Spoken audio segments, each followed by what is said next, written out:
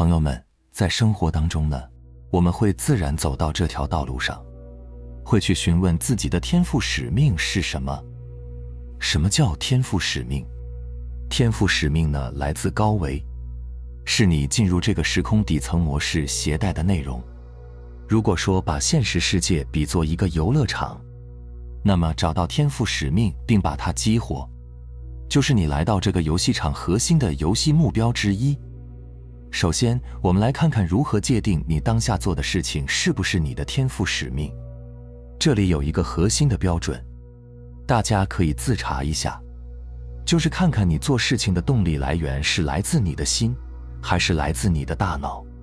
大脑的声音通常都是嘈杂的、混乱的、追逐的、比较的。这4个关键词很重要，大家可以在心里面琢磨一下：嘈杂的、混乱的、追逐的、比较的。而内心深处的声音呢，永远是安宁的、自在的、喜悦的、平和的。这是区分大脑声音和内心声音的一个最根本的方法。当你在做你天赋使命这个方向上的事情的时候，你会觉得很享受，不会疲倦，不会说为了谁而做，而是真诚的发自于你的心的。而如果说这个事情只是你大脑的一个声音，大脑的一个信念，比如你基于对于现实的判断，这个工作很挣钱，这个工作比较体面，这是父母希望我做的。也就是说，你做这个事情的动力核心来源是来自于外在的投射和定义。你是为了他人、父母、社会给予你的标准，给予你的期望，给予你的方向来做的，那么它肯定不是你的天赋使命。当你真正遇到它的时候，你会有一种很强的触动，就是会有一种很强的心声。而这个心声通过你此生的所见所闻和三观往往是无法解释的，这时候你就跟着心声走就好了。第2点就是要看到天赋使命，它是你人生剧本里的一部分。什么是人生剧本呢？我们在之前有讲到，人生剧本是你的人生的底片和胶卷，你日常生活中体验的每时每刻的人生，都是这些底片和胶卷的投影。你可以把它理解为你的人生蓝图，或者说你的命运都可以。天赋使命它就相当于这个人生剧本里的一个核心主题，这是第2点大家要看到的。第3点，如何找到你的天赋使命？这要从当下的每一个感觉和每一个起心动念开始，这也是我们今天重点要分享的。简单来说，天赋使命它指向的是你内心喜悦、安宁、自在并且能够持续的事情，而不是为了做、不得不做、强迫去做的事情。这个在第1点我们已经讲到了，不再多说了。天赋使命它不来自于你头脑的信念模式，而来自于你的心。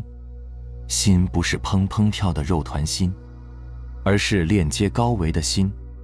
也就是说，天赋使命是链接高维的。你在你的信念里，在大脑的杂念里，在对外的追逐比较里，永远无法找到。天赋使命必须要从心而觅，从心去寻找。但是这个寻找并不是说真的有一个真实的寻找让你去找，也就是说并不是真的让你去寻找什么。如果说你真的执着于我要去寻找什么，那么你就着相了，那么肯定也没有办法找到天赋使命。这里我们说的寻找指的是响应，响应的状态和寻找是完全不一样的。响应就好像水顺流而下的感觉，就是你跟随你内心清明喜悦自在的声音去做，是跟随，是观察，然后呢顺其自然这样的状态。那么接下来我们来看看具体如何来做呢？给大家简单分享几个步骤。首先，我们以一艘到达彼岸的船为例，这个船你要顺利的到达彼岸，顺利的找到天赋使命，无法离开3个部分。第一呢，就是方向。就是你要具体到哪里，大概的方向轮廓你要知道。第二呢，就是动力，没有动力就永远是在原地踏步。第三就是行驶路途中方向不偏，还是一个方向的问题，它跟第一个还不太一样。那么具体来看一看，第一点，这个方向，你要去问自己的心声。不知道你平时会不会有一种感觉，就是觉得自己现在做的事情，好像就不是自己想要做的事情。总有那么一个自己想做的事情，虽然很模糊，但是自己很清楚自己现在做的事情不是自己最喜欢的。因为一个人是不是在做自己最喜欢的事情，他的内心是有答案的。这个答案他不需要一下子确定，你也没有办法一下子确定，它是需要你不断的花时间接近的。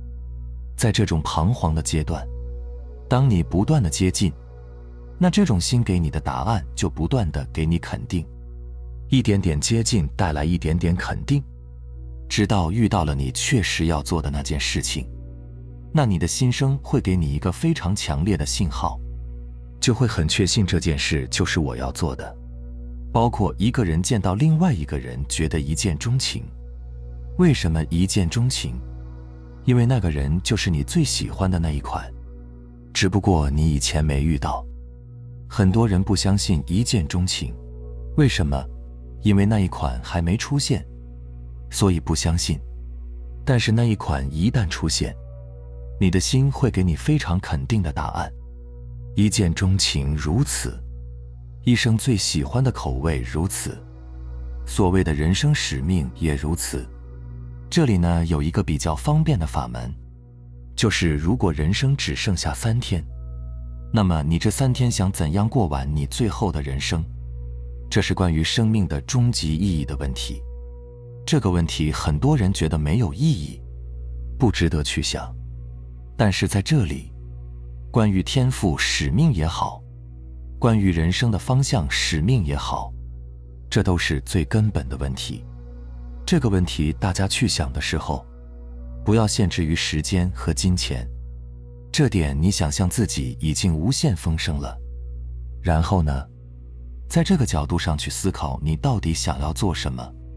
在一开始你可能会有很多想法，但是不要觉得这些想法就是你真正想要的，因为很多想法都只是你头脑信念的投射，不是你内心真实想要的东西。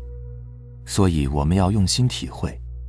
这一步完成后，在进入第2步、第3步的时候呢，就会顺畅很多。它是确定或者说寻找天赋使命的起点。那么接下来说第2点。第2点是响应当下。这个响应当下是能让天赋使命展现的核心动力。无论天赋使命指向在哪里，它都是从当下启程的。所以关注当下是把注意力和焦点聚焦在当下，做当下想做的、能做的。大家要重点留意想做和能做，在想做和能做的基础上，把它们做好。如果当下你都无法聚焦，只看远方，那么你永远也到达不了远方。你必须要把当下做好，把能做和想做做好，你才可能到达天赋使命的地方。这就是一艘船的动力系统。无论什么样的方向的天赋使命，都没有办法离开当下2字。那么再说第3点。第3点就是把自己的观察者角度调整到喜悦的、自在的、欣赏的、和平的、感恩的这样的方向。我用了好几个词描述这样一个方向，也就是说，每时每刻你都要把你的关注的重点聚焦在这个方向上。这就好像一艘船的船帆，你把方向定好，它自然而然会到达。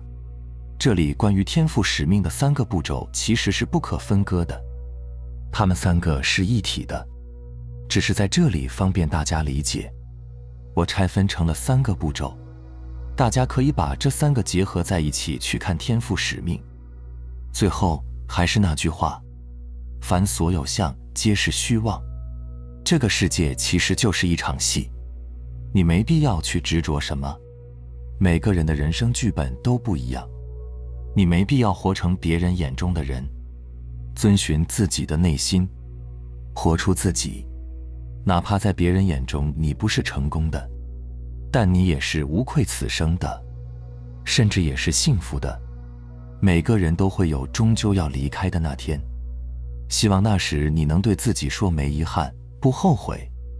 愿你能活出自己绽放的一生。好了，非常感谢你能看到这里，希望能对你有所触动和启发。我们下期再见。